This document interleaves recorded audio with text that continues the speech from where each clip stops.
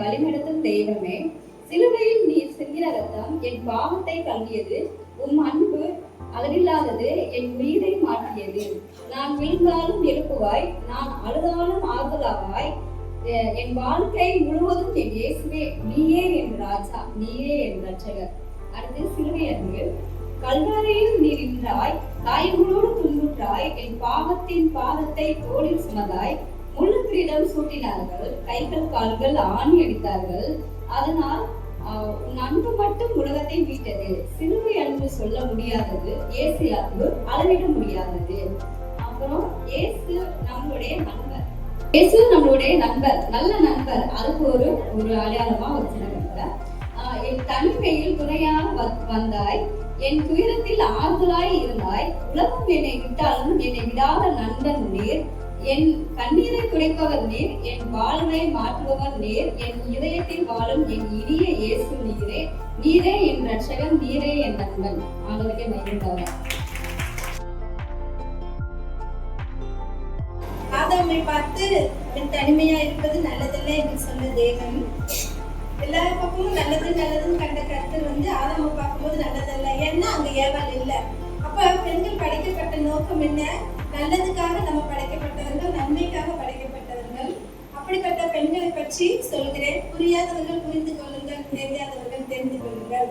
பெண் அன்பில் ஒரு தாய், பெண் அழகில் ஒரு தேவதை, பெண் அறிவில் ஒரு மந்திரி, பெண் வெற்றிக்கு ஒரு கிரீடம், பெண் நட்பில் ஒரு நேர்மை, பெண்ணானவள் கண்டிப்பில் ஒரு ஆசிரியர், நேர்கொண்ட பார்வை, பிடிகொண்ட பேச்சு, நேர்மை கொண்ட கர்வம், கடல் போல கரையில்லாத துணிவு, வானம் போல எல்லையில்லாத அன்பு கொண்டவள் தான் பெண். இப்படி ஆறுதலின் தாயாக, அரவணைப்பில் சேயாக, அர்ப்பணிப்பில் மனைவியாக, அனுசரிப்பதில் சகோதரியாக, பொறுமையில் சிகரமாக, போராடுவதில் போராளியாக, தியாகத்தின் தலைமகள் அவள். மொத்தத்தில் தியாகத்தின் மறு உருவம் தான் பெண்கள். பெண்ணுக்கு நிகர் பெண் தான், வேறு எவரும் இல்லை. இவ்வளவு சொன்ன பிறகும் பெண்தானே என்று யாரும் தாழ்வாக நினைக்காதீர்கள். ஆண்களுக்கும் பெண்களுக்கும் உள்ள வித்தியாசத்தை சொல்கிறேன். பெண்கள் பெரும்பாலும் ஆண்களைப் போல தர்க்க ரீதியாக லாஜிக்கலா முடிவு எடுக்க மாட்டார்கள். அவர்கள் முடிவெடுக்கும் தன்மை பெரும்பாலும் உணர்ச்சி ரீதியாகத்தான் இருக்கும். பெண்கள் பலவீனமானவர்கள் என்று நினைக்கிறோம். உடல் ரீதியாக பலவீனமாக இருந்தாலும் மன ரீதியிலே பெண்கள் வலிமை மிக்கவர்கள். பெண்கள் பிரசவத்தின் போது அவர்கள் தாங்கும் வலியை ஒரு ஆணால் கூட தாங்க முடியாது. பெண்களின் உடல் ஆண்களை விட 2 மடங்கு வலி அதிகமாக இருக்கும். ஆனாலும் அவர்கள் அதிக வலியை தாங்கும் திறன் கொண்டவர்கள். ஆண்களை விட பெண்களின் ஆயுசு நாட்கள் அதிகம். இன்னும் சொல்கிறேன், கேளுங்கள் பெண்களை பற்றி. ஒரு நாளைக்கு 9 முறைதான் 9 முறை நான் சரியாக இருக்கிறோமா என்று சரிபார்த்து கொள்வார்கள். பெண்கள் ஒரே நேரத்தில் பல வேலைகளை செய்யும் திறன் கொண்டவர்கள். பெண்கள் சந்தோஷமாக இருந்தா அவங்க பேசுறதை யாராலும் தடுக்க முடியாது. அவங்க சோகமா இருந்தா யாராலும் அவங்களை பேச வைக்க முடியாது. பெண்கள் சிரித்தால் அழகாக தான் இருக்கும், ஆனால் அந்த சிரிப்புக்குள் 1000 கவலைகள் இருக்கும். நீங்கள் ஒரு பெண்ணுக்கு முக்கியத்துவம் கொடுக்குறீங்க அப்படின்னா அவங்க உங்களை தூக்கி முன் வரிசையில உட்கார வச்சிருவாங்க. பெண் புத்தி பெண் புத்தி அப்படின்னு சொல்றாங்க. இதுக்கு அர்த்தம் என்ன தெரியுமா? இந்த சமுதாயம் தவறான ஒரு காரியத்தை பரப்பி கொண்டிருக்கிறது. ஒரு காரியம் நடந்ததுக்கு அப்புறம் பெண்கள் யோசிப்பாங்க, இப்படி பண்ணிட்டோமே. அப்படி அல்ல, பின்னால் வருகிற ஆபத்தை எளிதிலே கண்டுபிடிக்கிறவர்கள் தான் பெண்கள். அதனால் வருகிற ஆபத்தை முன்கூட்டியே ஒரு பெண்ணால் எளிதில் உணர முடியும். இதுதான் பெண் புத்தி. பெண் புத்தி. பெண் ஒரு இசை கருவி. இறைச்சல் வருகிறது என்று சொல்லுவது முட்டாள்தனம். உங்களுக்கு இசைக்க தெரியவில்லை என்று அர்த்தம். வாழ்க்கை ஒரு வானவில் என்றால் பெண்கள் அதன் நிறங்கள். ஒவ்வொரு நிலையிலும் உறவை மேம்படுத்தி அன்பை வளர்க்கும் அனைத்து பெண்களையும் வாழ்த்துங்கள், போற்றுங்கள். நீங்கள் நினைக்கும் அளவிற்கு பெண்களின் மனது இரும்பும் இல்லை, கல்லும் இல்லை. நீங்கள் கல் எறிந்தால் அது கண்ணாடி, நீங்கள் பூக்களை எறிந்தால் அது பூந்தோட்டம். புதிய ஏற்பாட்டில் நம்ம பார்க்கிறோம், ஆண்டவராகிய இயேசு கிறிஸ்து உயிர்த்தெழுந்த பின்பு முதலாக மகதலேனா என்ற ஒரு பெண்ணுக்கு தான் தரிசனம் ஆகிறாரு. அப்போஸ்தலருடைய காலத்துல பார்க்கிறோம், முதலாக ஒரு பெண்ணை தான் உயிரோடு எழுப்புறாங்க. தபித்தாள் என்கிற சீசியை தான் முதலாக உயிரோடு எழுப்புறாங்க. எல்லாவற்றுக்கும் மேலாக நம்முடைய மணவாளனாகிய இயேசு கிறிஸ்து சபை என்கிற மணவாட்டியை அழைத்து கொண்டு போக, சபை என்கிற மணவாளை அழைத்து கொண்டு போகத்தான் வருகிறார். இதற்கு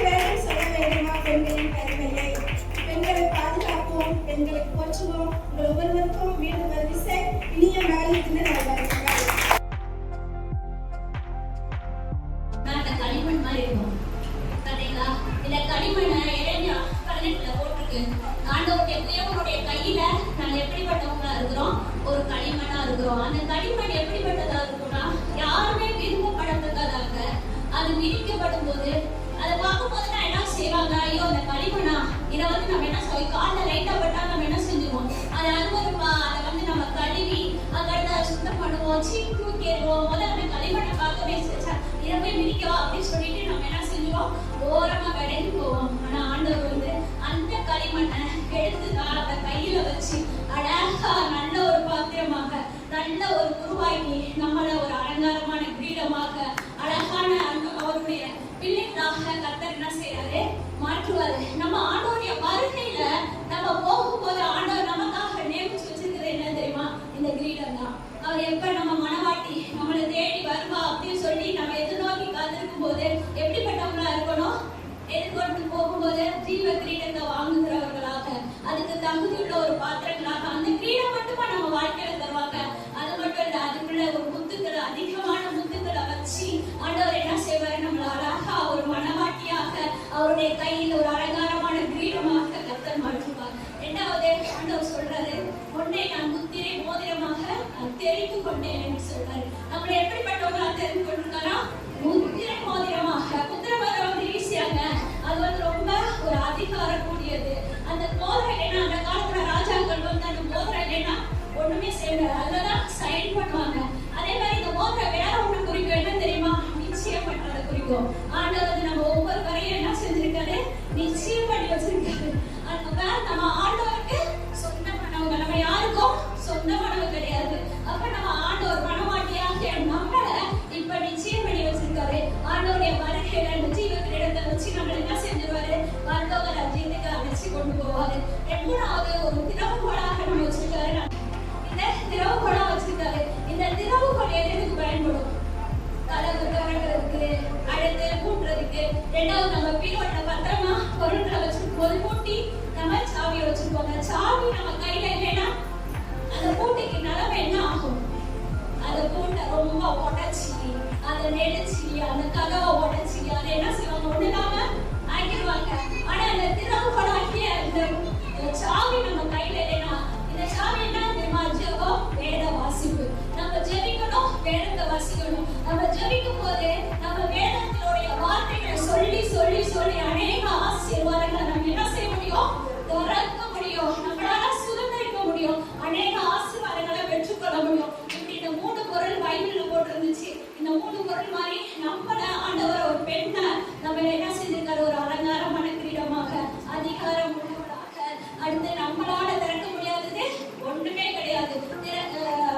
எதுக்கு சொல்றாங்க, பூலோகத்துல நீ எவைகளை கட்டுகிறையோ அது பரலோகத்துல கட்டப்படும் அப்படின்னு சொல்லியிருக்காரு. அதே நம்ம போட்டிருக்கு வசனம், பரலோகத்தின் திறவுகோல்களை நான் உடையவர்கள் சொல்லியிருக்காரு, திறவுகோல்களை உடைத்து நான் தருகிறேன் அப்படின்னு சொல்றாரு.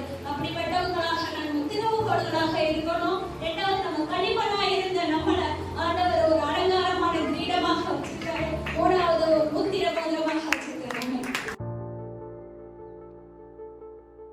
மனுஷனா பிறந்த ஒவ்வொருத்தருக்குமே இதயம் ரொம்ப முக்கியம். இதயம் இல்லாம ஒரு மனுஷனால கூட வாழவே முடியாது. அப்படிப்பட்ட இதயத்துல வலதாரிகள் வலது ஓ தியாலஜியை சொல்றீங்களா?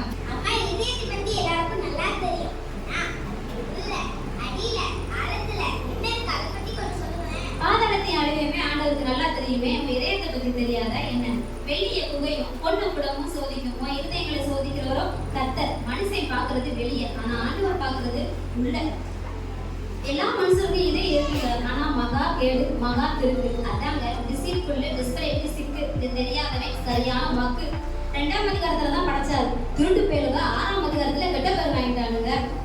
அவன் இருதயத்தின் தோற்றமெல்லாம் நித்தமும் பொல்லாதது என்று கர்த்தர் கண்டு அட மண்டு. 4 அதிகாரத்துல நாரி போச்சு. ஓ மனசை கெடுத்துக்கிட்ட, அவர் மனசா உடச்சே விட்ட. வளர்ந்த பிறகு கெட்டு போல, நீ பிறந்த பேர் கெட்டு போயிட்ட. பார்வனுடைய இதயம் மட்டும் கடினமாகலப்பா, நோ இதயம் கூட கடினமாக இருக்கு. பழைய பாட்டு காலத்திலே சொல்லிட்டாரு, நீ என்ன முழு மனசோட நேசின்னு. இப்ப புதிய பாட்டு காலமும் முடிய போகுது, நீ இன்னும் அரை மனசோட தான் ஆலயத்துக்கே போற.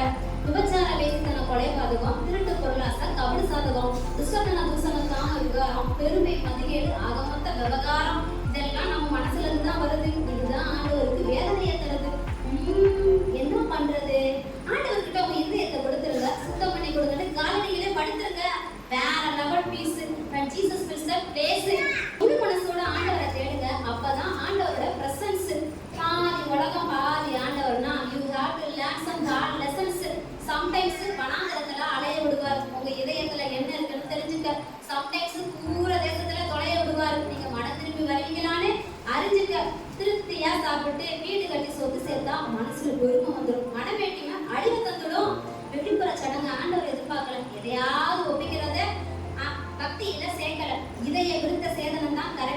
முழு இதயத்தோட ஆராதிச்சாதான் கரெக்ட். மனசு சுத்தமா வச்சு எப்படி யூஸ் அப்படின்னு கேட்காத.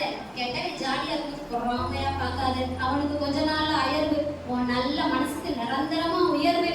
இதயம் ஸ்ட்ராங்கா இருக்கணும்னா கர்த்தரை நம்பு. மனுஷனை நம்புனா உனக்கு தான் வம்பு. இதயம் ஆண்டவருக்கு கிடைக்காத இதயம் என்னன்னு தெரியுமா? அக்கிரம இதயம், வக்கிரம இதயம், பெருமைப்படுற இதயம், பொறாமப்படுற இதயம், பொருளாசை இதயம், பெருந்தேனி இதயம், உலகத்த இதயம், உருப்படாத இதயம், மாறுபாடான இதயம், மாறிக்கிட்டே இருக்கிற இதயம். மனசை எப்படி பாதுகாக்கணும் தெரியுமா? திருப்பியும் சத்தியம் உங்க மனசுக்குள்ள சேர்த்துக்கோ. கர்த்தருடைய வார்த்தையை உன் மனசார ஏத்துக்கோ. புத்திமதிக்கு உங்க இதயத்தை சாட்சிக்கோ. கெட்டவங்கிட்ட உன் இதயம் போகாம பார்த்துக்கோ. பொக்கிஷம் எங்கேயோ அங்கதான் உன் மனசு. அதனால மேல சேர்த்து வை, மேல சேர்த்து வைக்காத. விசுவாசிகள் எல்லாரும் ஒரே மனசோட இருந்தாதான் பாக்கியம். அதுதான் உண்மையான ஐக்கியம். ஒரே மனசோட இருப்போமா? டெய்லி பைபிள் படிப்பீங்க. பைபிள் படிக்கும்போது டெய்லி ஒரு வசனத்தை மனப்பாடம் பண்ணலாம் எழுதி வச்சுக்கலாம். நான் என்ன பண்ண போறேன்னா ஆதியாகமம் ஒவ்வொருத்தரையும் ஒரு வசனம் சொல்ல போறேன். ஆதியாகமம் அதிலே தேவன் வானத்தையும் பூமியையும் படைத்தார். யாத்திராகமம் நான் என் பரிகாரங்களை கர்த்தர். லேவியராகமம் நான் பரிசுத்தராகிய நீங்கள் பரிசுத்தராக இருங்கள். என்னாகமம் யாக்கோபில் ஒரு நட்சத்திரம் உதிக்கும், ஒவ்வொரு சிறுவல் இஸ்ரவேலிலே இருக்கும். உதாரணம் என்னை என்று உனக்கு வேறு தேவதால் உண்டாயிருக்க வேண்டாம். யோசுவா நீ உயிரோடு நாளெல்லாம் ஒருவன் உனக்கு முன்பாக எதிர்த்து நிற்பதில்லை. நியாயாதிபதிகள் நான் உன்னோட கூட இருப்பேன். ஒரு மனுஷனை முறியடிப்பது போல நீ நீதியானரை முறியடிப்பாய். ரூத் இஸ்ரவேல் சடைகளின் கீழ் அடைக்கலமாய் வந்த உனக்கு அவரால் நிறைவான பலன் கிடைப்பதாக. சாமுவேல் கர்த்தருடைய தீர்க்கதரிசி என்று தான் முதல் பெயர்சபா மட்டும் அவன் பெயர் விளங்கியது. 2 சாமுவேல் தாவீது 4 நாள் விருத்தி அடைந்தார். சேனைகளின் தேவனாகிய கர்த்தர் அவனோட கூட இருந்தார். 1 ராஜாக்கள் கர்த்தருடைய மகிமை கர்த்தருடைய ஆலயத்தை நிரம்பிச்சு. 2 ராஜாக்கள் உன் விண்ணப்பத்தை கேட்டேன், உன் கண்ணீரை கண்டேன், நான் உன்னை குணமாக்குவேன். 1 நாளாகமம் கர்த்தருடைய பெட்டி ஓபேத் ஏதோமின் வீட்டில் இருந்தது. கர்த்தருடைய பெட்டி ஓபேத் ஏதோமின் வீட்டில் 3 மாதம் இருந்தது. கர்த்தர் ஓபேத் ஏதோம் வீட்டையும் அவனுக்கு நான் எல்லாவற்றையும் ஆசீர்வதித்தார். எஸ்ரா வேதத்தை ஆராயவும் அதன்படி செய்யவும் இஸ்ரவேல் நீதி நாயகங்களை கைக்கொள்ளவும் எஸ்ரா தன் இதயத்தை பக்குவப்படுத்தினார். நெகேமியா எழுந்து கட்டவும் பாருங்கள் என்று நல்ல வேலைக்காக தங்கள் கைகளை திடப்படுத்தினார்கள். எஸ்தர் இந்த காலத்தில் மௌனமாயிருந்தால் யூதருக்கு ரட்சிக்கும் சகாயம் வேறொரு இடத்தில் இருந்து வரும். யோபின் முதன்மை 10 நிலைமை கர்த்தர் ஆசீர்வதித்தார். சங்கீதம் கர்த்தனை காலத்தில் சோதரிப்பேன், அவருக்கு எப்பொழுதுமே வாயிருக்கும். நீதிபதிகள் சுயத்தின் மேல் சாயாமல் உயிரை போல் கர்த்தர் நம்பிக்கையாயிரு. பிரசங்கி காய்கறி தூக்கத்தை கருத்திலும் முடிவு நல்லது. உன்னத பற்றிய பிரியவே இருப்பதை நீ எழுதுவா. ஏசாயா இதோ ரட்சம் கருத்தை கற்பனை கை கொடுத்த விலை கேட்டும் விட ஒரே சேவை மந்தமாகவில்லை. எரேமியா கற்பனை செய்யக்கூடாத அதிசயமான காரியம் ஒன்றுமில்லை. புலம்பல் நாம் விருப்பமாக இருப்பது கற்பனை சுத்தம் இருவை. எசேக்கியேல் பெறுகிறது போல அவருடைய ஜனங்களை பெருக பண்ணுவேன். தானியேல் நாங்கள் இடையில்லாமல் ஆராதிக்கிற தேவனை தப்புவிக்க வல்லவராய் இருக்கிறார். ஓசியா என் ஜனங்கள் அறிவில் அவையினால் சங்காரமாகிறார்கள். யோவேல் மகிழ்ந்து கழிவுறு தேசமே பயப்படாதே, மகிழ்ந்து கழிவு கர்த்தர் பெரிய காரியங்களை செய்வார். ஆமோஸ் கர்த்தர் தம்முடைய தீர்க்கதரிசியாகிய ஊழியக்காரருக்கு ஒரு ரகசியத்தை வெளிப்படுத்தாமல் ஒரு காரியத்தையும் செய்யார். ஒபதியா யாக்கோபு வம்சத்தாரை அக்கினியாகவும் யோசேப்பு வம்சத்தாரை அக்கினி ஜுவாலையாகவும் பயன்படுத்துவார். யோனா மாயை வச்சு கொண்டு தங்களுக்கு வருகிற கிருபையை தோற்கடிக்கிறார்கள். கடந்து செல்கிறார். நாமும் கர்த்தர் நல்லவர், இக்கட்டு நாளிலே அவரே உலக அடைக்கலம். ஜனநாயகத்துக்கு போல பூமியானது கர்த்தருடைய மகிமையை அறிகிற அறிவினால் நிறைந்திருக்கிறது. செப்பனியா நீங்கள் உங்களை குறித்து ஆராய்ந்து பாருங்கள், உங்களை குறித்து ஆராய்ந்து சோதித்து பாருங்கள். ஆகாய் நீங்கள் திரளாய் விதையும் கொஞ்சமாய் அறிகிறீர்கள். சகல உங்களை கொடுக்கிறவன் என் கண்மணியை கொடுக்கிறான். மரியா நாமத்தில் பயன்படுத்துகிற உங்கள் மேல் நீதியின் சூரியன் உதிக்கும். ஆமென். அப்படின்றதுக்கு ஒரு சின்ன ஒவ்வொரு லெட்டருக்கு ஒரு வேர்ட் எழுதினேன். W for worker. விமன் அப்படின்னு சொல்லி சொன்னாலே நமக்கு என்ன ஞாபகம் வரும்? வேலை தான். நம்மளோட வீட்டு வேலைகளாக இருந்தாலும் சரி, ஆஃபீஸ் வேலைகளாக இருந்தாலும் சரி, ஹவுஸ் ஒய்ஃபாக இருந்தால் அது ஃபுல்லாக பெண்களால் மட்டும் அதை சிறப்பாக செய்ய முடியும். வீட்டிலே வேலை பார்த்துட்டு வேலைக்கு போகிறவங்களாக இருந்தாலும் அதையும் பெண்களால் மட்டும்தான் சிறப்பாக செய்ய முடியும். O for oxygen. பெண்கள் இல்லாமல் குடும்பம் கிடையாது, அப்படித்தானே? ஆக்சிஜன் இல்லாமல் நம்மளால வாழ முடியாது.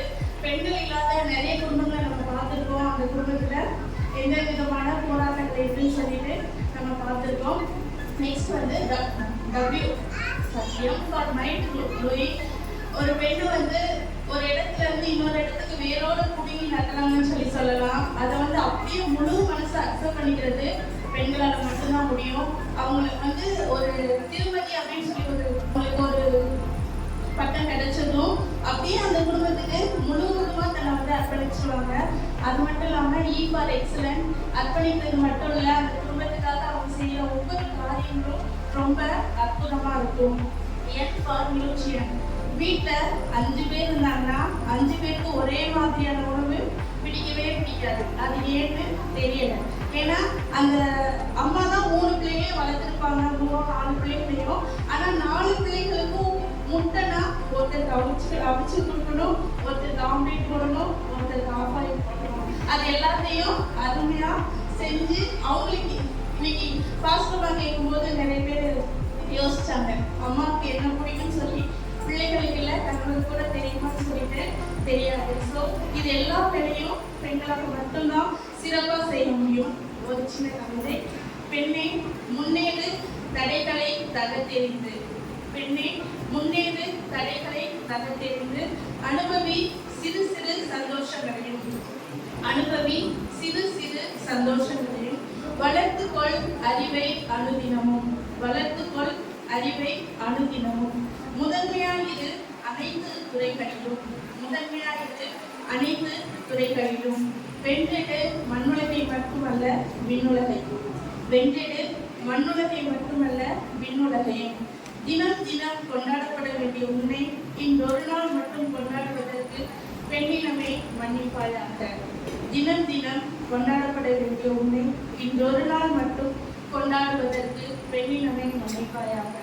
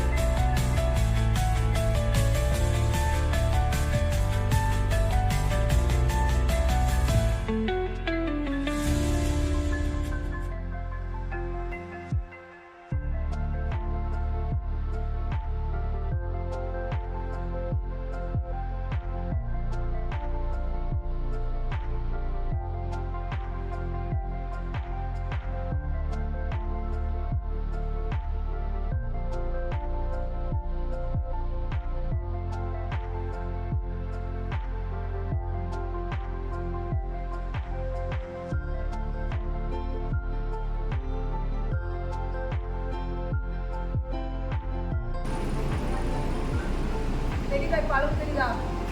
அளவு தெரியுதா? ஃபுல்லாயிடுச்சா? இது இல்லை இது இல்லைன்னு நம்ம வந்து குழந்தைகிட்டு இருக்கோம். ஆண்டவரோடு நம்ம இருக்கும்போது குறைவுகள் எல்லாம் கிறிஸ்து இயேசுவுக்கு நிறைவாக்குவார். பிலிப்பியர்ல நம்ம பார்க்கிறோம். பாடிடுவேன் உம்மை பாடிடுவேன் கைத்தாள ராகத்தோடு பாடிடுவேன் பாடிடுவேன் உம்மை பாடிடுவேன் சங்கீத ராகத்தோடு பாடிடுவேன் உமக்காக என்றும் பாடிடுவேன் உயிருள்ளவரை பாடிடுவேன் இதையுமே பாடு உணர்ந்து பாடு உதடை பாடு உயர்த்தி பாடு இயேசுவை பார்க்கும் வரை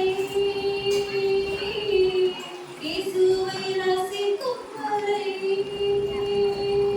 இயேசுவை பார்க்கும் வரை இயேசுவை ரசிக்கும் வரை பாடிடுவேன் உம்மை பாடிடுவேன் கைத்தாள ராகத்தோடு பாடிடுவேன் பாடிடுவேன் உம்மை பாடிடுவேன் சங்கீத ராகத்தோடு பாடிடுவேன் சேற்றில் கிடந்தேன் நாற்றமானேன் சிலுவை சுமந்ததால் வாசனையானேன் சேற்றில் கிடந்தேன் நாற்றமானேன் சிலுவை சுமந்ததால் வாசனையானேன் சிலுவை சுமந்ததால் வாசனையானேன் கூடவே நீரிருந்தீர் வார்த்தையை அறிய வைத்தீர் கூடவே நீரிருந்தீர் வார்த்தையை அறிய வைத்தீர் ஊழியம் செய்ய வைத்தீர் சீஷனாய் மாற்றி விட்டீர் ஊழியம் செய்ய வைத்தீர் சீஷனாய் மாற்றி விட்டீர் உம்மை பாடாமல் இருக்கவே முடியாது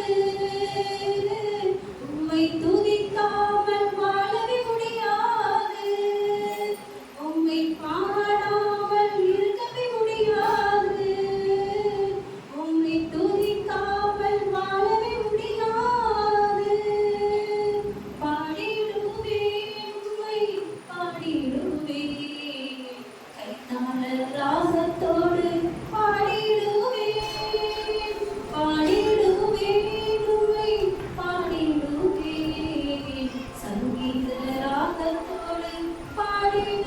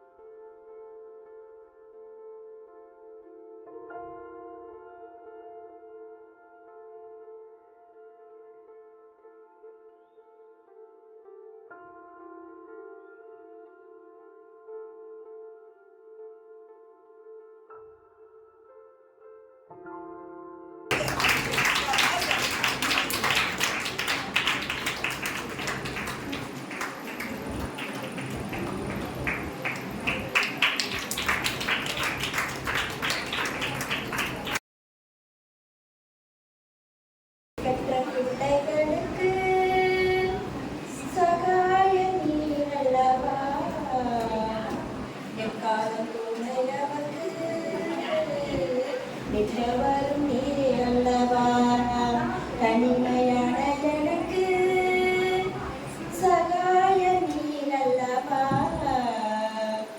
ஆதரவற்ற எனக்கு பக்கபலம் நீரே அல்லவா என்றைக்கு மறைந்திருப்பேரோ தூரத்தில் நின்று விடுவேரோ பேதைகளை மறப்பேரோ ஏழைகளை மறப்பேரோ இயேசுவில் மனம் இரங்கும் இயேசுவில் மனம் இரங்கும் திக்கற்ற பிள்ளைகளுக்கு சகாய நீரே அல்லவோ எக்காலத்துடையவர்க்கு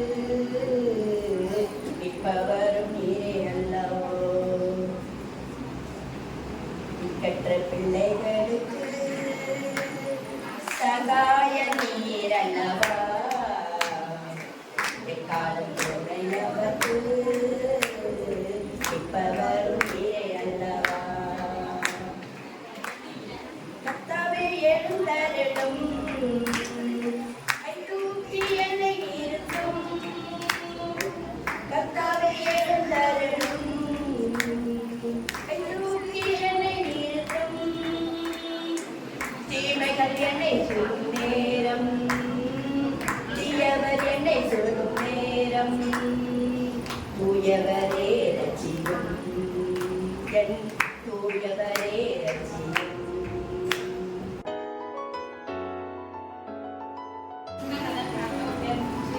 தாத்தா சொன்னாரு அவர் பேருக்கு நான் அடிக்கடி பைபிள் வாசி என்று கேட்டுக்கொண்டு இருப்பாராம். அவர் பேரன் சொல்றாராம், நான் ஒரு நாள் தாத்தாவை பார்த்து தாத்தா இப்படி பைபிள் வாசிக்க என்று சொல்லிக்கொண்டே இருக்கிறீங்களே, உங்களுக்கு ஏதாவது மனதில் இருக்கிறதா? வாசிக்கிறனால என்ன பயன் உங்களுக்கு கிடைக்கிறது அப்படின்னு சொல்லி பேரன் கேட்டிருக்கான். அதுக்கு தாத்தா சொல்லியிருக்காரு, குறைந்த அதுக்கான வாட்டர் பாட்டில் கையில கொடுத்து நீ தண்ணீர் அதை நிரப்பு. அழுக்கு பாட்டில் வந்து தாத்தா வந்து பேரன் கையில கொடுத்துருக்காங்க. பேரன் வந்து அந்த அழுக்கு பாட்டில் வந்து நிரப்பியிருக்கான். அழுக்கு பாட்டில் இருந்து ஓட்டை இருந்திருக்கான். அந்த ஓட்டையில உள்ள அந்த பாட்டில் உள்ள அழுக்கு எல்லாமே தண்ணி வழியா கீழே போயிருக்கு. தாத்தா சொல்லியிருக்காரு, இப்படிதான் என்னுடைய அதாவது பைபிள் நீங்க வாசிச்சுக்கிட்டே இரு, உனக்கு புரியுதோ புரியலையா நம்ம வாசிச்சுக்கிட்டே இருக்கணும். பைபிள்ல நமக்கு என்ன இருக்குதோ அது வந்து மனசு சுத்தப்படுத்தும், அது வந்து கிரியை செய்யும் அப்படின்னு சொல்லி. என் கண்ணீரில் அருகில் நிற்கிறவர், புயல் வீசும் நேரத்திலும் என் இதயம் நடுங்கும் வேளையிலும் பயப்படாதே என்று மெதுவாக சொல்லுகிறவர், இருள் சூழ்ந்த பாதையிலும் ஒளியாக நடக்கிறவர், நான் விழும் நேரத்திலும் கையை நீட்டி தூக்குகிறவர், உலகம் என்னை மறந்தாலும் என் தேவன் என்னை மறக்க மாட்டார். நண்பர்கள் தூரமானாலும் அவர் அருகிலே இருப்பார். அவர் அன்பு கடலை விட ஆழம், வானத்தை விட உயரம். அவர் கிருபை காலையெல்லாம் புதியது. என் வாழ்க்கை ஒவ்வொரு நாளும் நம்பிக்கை நிறைந்தது. நான் பலவீனமானவள் என்றாலும் அவர் என் பலம். நான் பயப்படும் போது அவர் என் தைரியம். என் தேவன் ஒரு கதையல்ல, ஒரு உண்மை, ஒரு பெயரல்ல, ஒரு உயிருள்ள சந்நிதி. இன்று நான் சொல்ல வருவது இதுதான். என் தேவன் உயிரோடு இருக்கிறார். அவர் நம்மோடு இருக்கிறார். அவர் நம்மை நேசிக்கிறார். ஆமேன். அக்கறைக்கு யாத்திரை செய்யும் சீயோன் சஞ்சாரி, ஓலங்கள் கண்டு நீ பயப்படுந்தா. அக்கறைக்கு யாத்திரை செய்யும் சீயோன் சஞ்சாரி, ஓலங்கள் கண்டு நீ பயப்படுந்தா. காற்றினையும் கடலினையும் நியந்திப்பவர்கள் உள்ளோன் படவிலுண்டு. காற்றினையும் கடலினையும் நியந்திப்பவர்கள் உள்ளோன் படவிலுண்டு. அக்கறைக்கு யாத்திரை செய்யும் சீயோன் சஞ்சாரி, ஓலங்கள் கண்டு நீ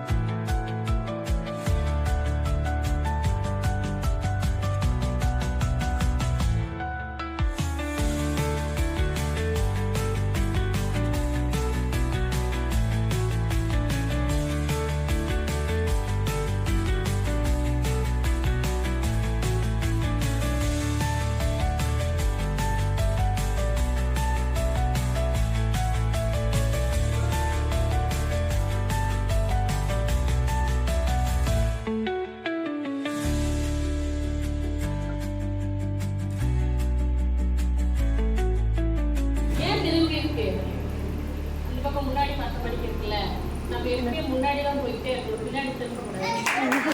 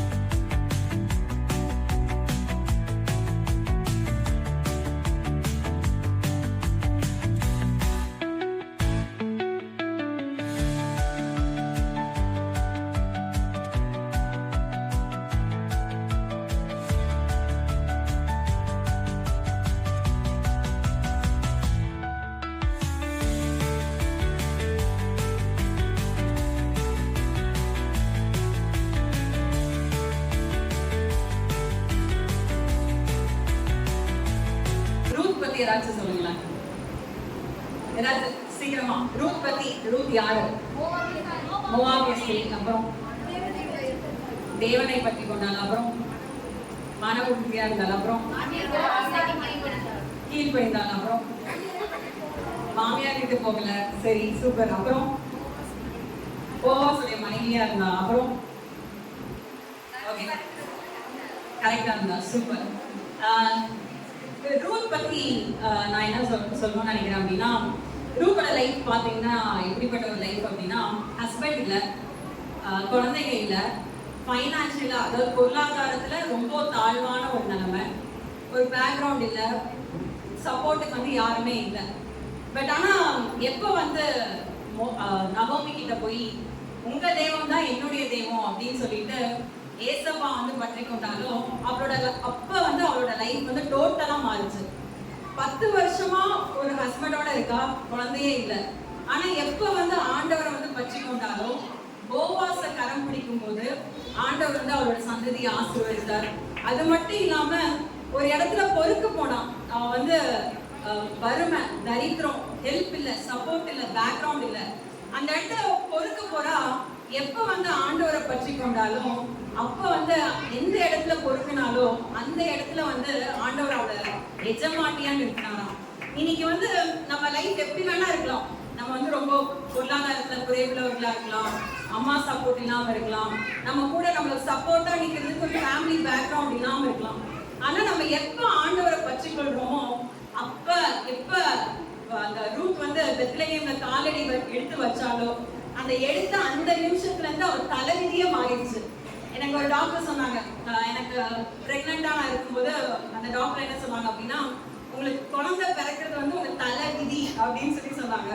அப்ப எனக்கு ரொம்ப பயமா இருந்துச்சு. ஏற்கனவே நம்ம தலைவிதி அமோகமா இருக்கு, இதுல இப்படி வேற சொல்லிட்டாங்களே அப்படின்னு சொல்லிட்டு. ஆனா அவ அப்படிதானே அவளோட லைஃப் இருந்திருக்கும். அவளை பாக்குற எல்லாருமே ஒரே பரிதாபமா, இவளுக்கு யாருமே இல்லை அப்படின்னு தான் நினைச்சிருப்பாங்க.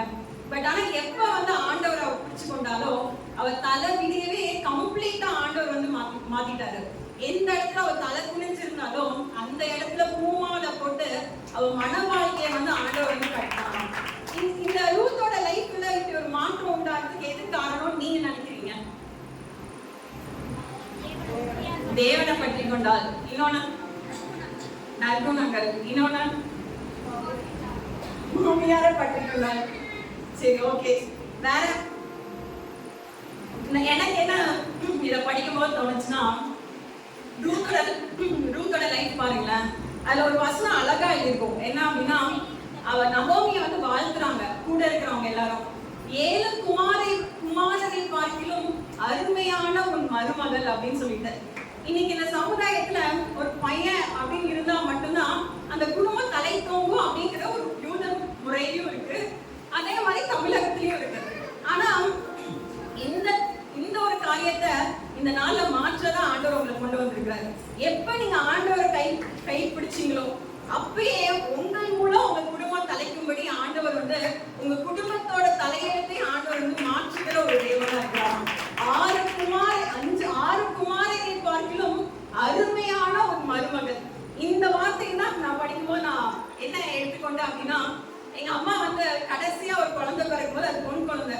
எங்க அம்மா ஓட அழுதாங்க. அப்ப எங்க அம்மா பிளட் லீக் ஆயிட்டு இருக்கு. அப்ப வந்து எங்க அம்மா அழுகுறாங்க, ஒரு பொம்பளை பிள்ளையை பெற்றுட்டேனேன்னு சொல்லிட்டு. ஆனா இன்னைக்கு எங்க அம்மாவால சொல்ல முடியும், நான் பொம்பளை பிள்ளையை பெற்றிருக்கேன் அப்படின்னு சொல்லிட்டு. ஏன்னா எப்ப நாங்க ஆண்டவரை பற்றி கொண்டோமோ, எங்கள் நிமித்தம் எங்க குடும்பம் தலைக்கும்படி, எங்கள் நிமித்தம் எங்க குடும்பம் செழிக்கும்படி ஆண்டவர் வந்து எங்க தலையெழுத்தையே, எங்க குடும்பத்தோட தலையெழுத்தையே ஆண்டவர் வந்து மாற்றினாராம். இன்னைக்கு ஒருவேளை உங்களை பார்த்து சோகமா அந்த சமுதாயம் பார்க்கலாம், இவங்களால என்ன மாற்றம் ஏற்படுத்த முடியும் அப்படின்னு நினைக்கலாம். பட் ஆனா ஆண்டவரை நீங்க பற்றி கொண்டனால பிரியாவை நிமித்தம் இந்த குடும்பமே தலைச்சது, பிரியாவை நிமித்தம் இந்த கருமை சபையே வந்து பெருகிச்சு. உங்க பேர் அந்த இடத்துல போட்டுக்கோங்க.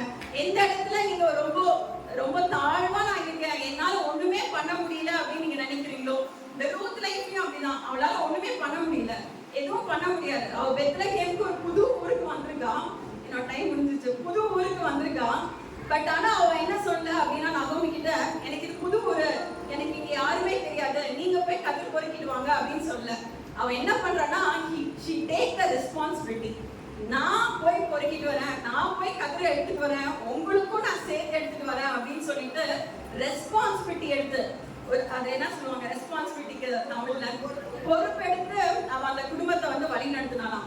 இன்னைக்கு எனக்கு இது இல்ல, அது இல்ல, எனக்கு பேக்ரவுண்ட் இல்ல, எனக்கு யாருமே இல்ல அப்படின்னு சொல்லிட்டு நம்ம சோர்ந்து போய் இல்லாம, ஆண்டவரே என்ன கொண்டு உங்களால பெரிய காரியங்களை செய்ய முடியும்னு சொல்லிட்டு, எப்ப அந்த தாழ்வு மனப்பான்மையில இருந்து, எப்ப அந்த சுய பரிதாபத்துல இருந்து நம்ம எழுந்து ஆண்டவரை நம்பி ஒரு ஸ்டெப் எடுத்து வைக்கிறோமோ, அந்த இடத்துல தேவ செயலா கோபாசினியும் இருந்துச்சான். சோ அந்த மாதிரி நீங்க சோர்ந்து போகாம ஒரு ஸ்டெப் எடுத்து வச்சு, ஆண்டவரை நீங்க என் கூட இந்த பிசினஸ் இருங்க, நீங்க என் கூட இந்த என்னோட குடும்பத்துல இருங்க அப்படின்னு சொல்லிட்டு நீங்க எடுக்கிற ஒவ்வொரு ஸ்டெப்லயும் ஆண்டவருடைய கரம் அந்த இடத்துல ஒரு பெரிய மாற்றத்தை ஏற்படுத்தக்கூடியதா இருக்கான். சோ அவளோட லைஃபை மாற்றினது என்ன அப்படின்னா, அந்த நிர்வாகத்தன்மை, எடுத்து செய்யற ஒரு காரியம். சோர்ந்து போய் இல்ல, நகோமிய மாதிரி அழுது கொண்டு இல்ல, அந்த இடத்துல ஆண்டவர் எனக்கு அற்புதம் செய்வார் அப்படின்னு சொல்லிட்டு அவ ஒரு காலடி வந்து எடுத்து வச்சா. சோ இந்த நாள்ல நீங்களும் ஆண்டவரை ட்ரஸ்ட் பண்ணி இருக்கும்போது 6 குமாரரை பார்க்கிலும் உங்களோட பேரை இந்த சிவகாசி பட்டணத்துல ஆண்டவர் உயர்த்த வல்லவரா இருக்கிறார். நம்ம ஒரு பாட்டு பாடி ஃபினிஷ் பண்ணுவோம். வெக்கப்பட்டு போவதை நம்ம பாடலாம். எல்லாரும் என் கூட ஆக்ஷன் பண்ணுவீங்களா? ஒரு செகண்ட்ல முடிச்சுதான். வெக்கப்பட்டு போவதில்லை